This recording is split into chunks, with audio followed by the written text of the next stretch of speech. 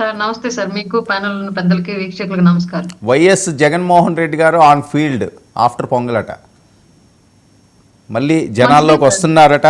ఖచ్చితంగా కూటమి చేసే తప్పులన్నింటినీ కూడా ఎండగడతారు. మళ్ళీ వైసీపీ వైపు జనాలు తప్పు చేశారా బాబు, ఎందుకు వైసీపీని వదులుకుండేలా చేస్తారు అని టాక్.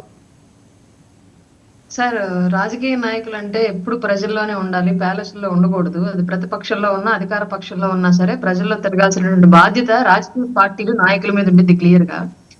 జగన్మోహన్ రెడ్డి గారు చేసినట్టు తప్పిదం ఏంటి అంటే ఆయన ప్రతిపక్షంలో ఉంటేనే ప్రజల్లో తిరుగుతాడు, అధికార పక్షంలో ఉంటే ప్యాలెస్లోనే ఉంటాడు. అది పెద్ద మైనస్ ఆయన చేసుకున్నది. అప్పుడు పాపం మనందరికీ తెలిసిన విషయమే.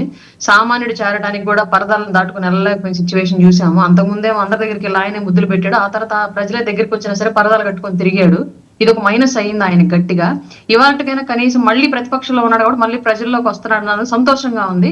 ప్రజలు దీన్ని బట్టి అర్థం చేసుకుంది ఏంటి అంటే జగన్మోహన్ రెడ్డి గారు ప్రజల్లో ఉండాలి అంటే ఆయనకు అధికారం ఇవ్వకూడదు, ప్రతిపక్షంలోనూ విపక్షంలోనూ పెట్టాలని చెప్పేసి ఆంధ్ర రాష్ట్ర ప్రజలు అర్థం చేసుకోవాల్సిన అంశం ఇది క్లియర్ గా.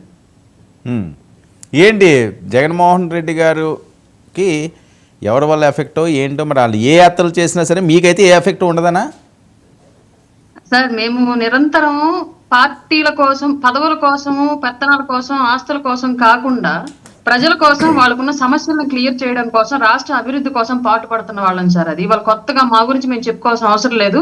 ప్రజలు ఇచ్చినటువంటి మ్యాండేట్ అలాగే ఉంది. ఈ 6 నెలల పరిపాలన చూస్తే మా పరిపాలన కూడా అలాగే ఉంది. ఇందులో మా స్వార్థం ఎక్కడా లేదు. ఆంధ్రప్రదేశ్ అభివృద్ధి దిశ వైపు ప్రతి ఒక్కళ్ళ ఆలోచనలు తప్ప ఇది మేము చెప్పుకోవాల్సిన అవసరం లేకుండా ప్రజలు గ్రహిస్తున్నారు. కాబట్టి మాకు జగన్మోహన్ రెడ్డి గారు ఇంకొకళ్ళు జనాల్లోకి వచ్చి తిరిగినా మాకు వచ్చే నష్టం ఏమీ లేదు.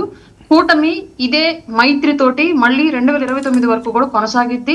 దీంట్లో ఎవరో అడ్డుకట్టలు వేయటం, ఇంకెవరో కుట్రలు కుతంత్రాలు పనటం, ఇవన్నీ కూడా మా కూటమి విషయంలో జరిగే విషయం అయితే కాదని. పవన్ కళ్యాణ్ గారిని దెబ్బ కొట్టే ప్రయత్నం చేస్తున్నది జనసేనని ఎదగనివ్వకుండా ఆంధ్రప్రదేశ్లో చేయడానికి ఇన్సైడ్ ఆల్రెడీ ఒక గ్రౌండ్ ప్రిపేర్ అవుతుంది అని నమ్ముతారా?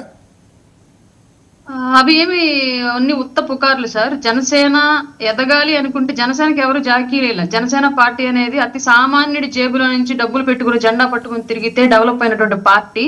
పవన్ కళ్యాణ్ గారు ఒక్కళ్ళే ఆయన సొంత నిధులతోటి ఆయన కష్టార్జితంతో నడిపిన పార్టీ. ఏదో ఎంఎన్సీ కంపెనీల నుంచో పెద్ద పెద్ద కార్పొరేట్ వ్యవస్థల నుంచి ఫండ్స్ వచ్చి నిలబడిన పార్టీ కాదు.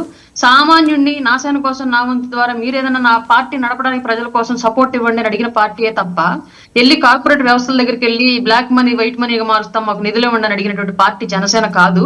కాబట్టి క్లియర్ గా జనసేనని ఎవరో దెబ్బ కొట్టాలి అనుకుంటే అయ్యేది కాదు.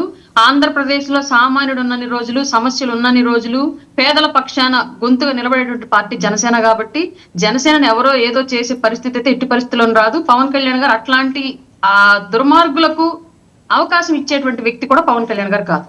ఓకే, జనసేన అనే ఆ పార్టీ పూర్తి స్థాయిలో ప్రత్యామ్నాయంగా ఎదిగే పరిస్థితి ఏమైనా కనిపిస్తుందంటే ఆ రకంగా మీకు ఏమైనా సందేహాలు వచ్చినాయా? ఇన్ ఫ్యూచర్ ఇలా వెళ్దాము, మనం ఇండివిజువల్గా ఎదగాలి, ఈ రకంగా పొత్తులు ఇవి కాదు అని?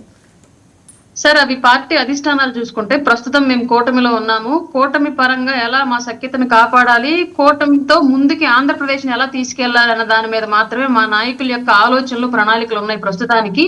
ఎవరి పార్టీ వాళ్ళకి ఇండివిజువల్ గా ఎదగడానికి గవర్నమెంట్ బాడీ వేరుగా ఉంటుంది, పార్టీ బాడీ వేరుగా ఉంటుంది. కాబట్టి పార్టీ బాడీ పార్టీ వర్క్ చేసింది, గవర్నమెంట్ బాడీ గవర్నమెంట్ వర్క్ చేసింది సార్. పార్టీ బాడీ మేము స్ట్రాంగ్ గానే ఉన్నాము. గ్రౌండ్ నుంచి పై వరకు మా నిర్మాణాలు మేము కొనసాగించుకుంటూ ఉన్నాం. అలాగే గవర్నమెంట్ బాడీలో కళ్యాణ్ గారు కానివ్వండి, కూటమిలో ఉన్న నేతలు కానివ్వండి, సీఎం గారు కానివ్వండి, అందరూ కూడా వాళ్ళ వర్క్ వాళ్ళు చేసుకుంటూ ముందుకెళ్తున్నారు. Okay, right. వెంకటరెడ్డి గారు. ధర్మ గారు నమస్తే. మీకు ప్యానెల్లో ఉన్న అందరికీ అట్లా